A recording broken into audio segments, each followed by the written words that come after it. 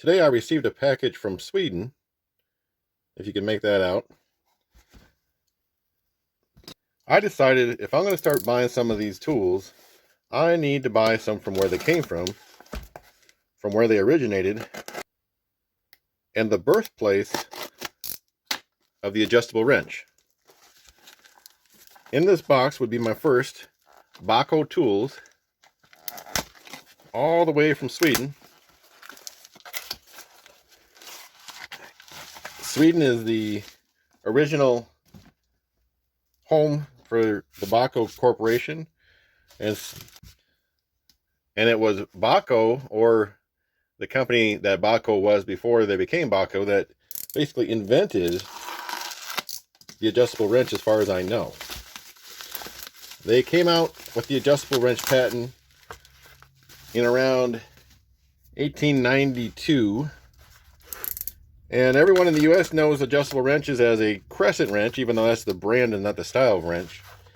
And oddly enough, the crescent wrench was also patented by a man from Sweden, but that wasn't until 1915.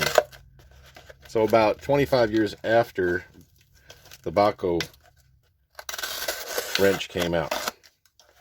So maybe, just maybe, somebody borrowed the idea.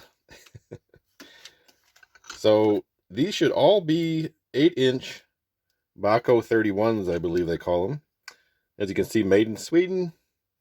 And then on this side it says AB Bahco Stockholm. Now, I don't know how to age these.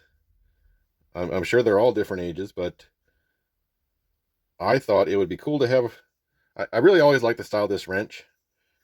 I've always liked the look.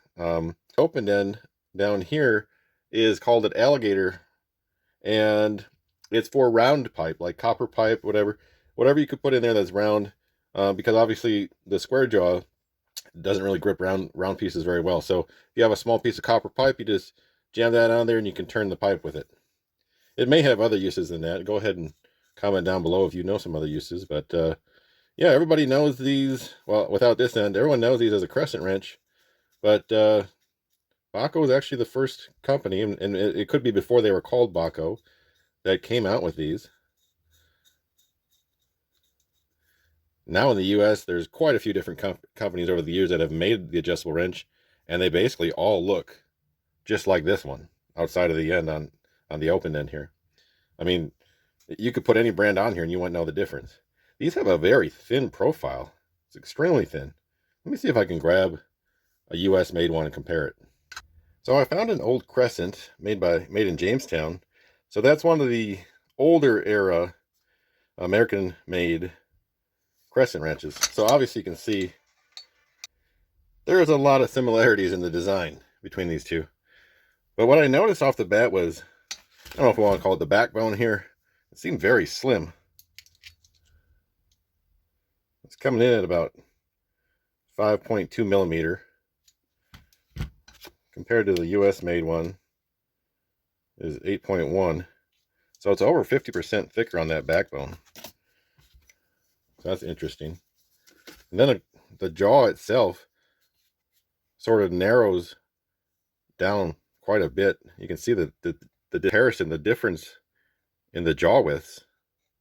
The US made Crescent's almost twice as thick.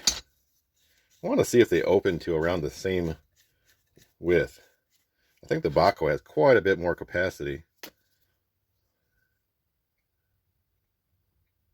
Well, not maybe quite a bit more, but definitely has more. And then the depth definitely has more depth to it. Although this one is not cut out to like a 6-point. It's just straight jaw. So if we go all the way back to that, then it is about the same. So one more thing I want to check here is the size of the head. So I'm gonna wheel this in until it's flush. So the head size on the Bahco is definitely a little beefier. So I can see one advantage to the Crescent would be it'll work better in small spaces. But This is a very lightweight wrench. It feels good. Let's check out these other ones.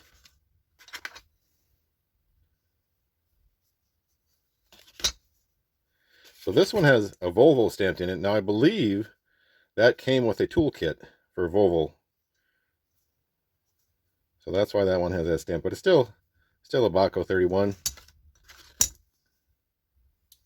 So my intentions are to take maybe the worst condition one and sort of do a light restoration. I'm not going to try to get that mirrored finish type of look to it. Now this one here just says Bahco Sweden. It doesn't say Stockholm. So invented by Bahco in 1892. So I wonder, I'm guessing the ones that have Stockholm in them may be older, but I really don't know for sure.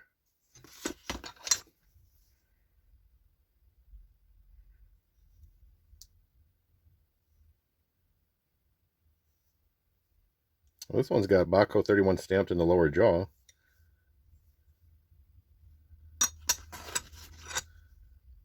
And this one has Volvo again. So I'm guessing this is another one out of the toolkit. But my intentions are to take the worst looking one and just do a light restoration. That should be a video down the road.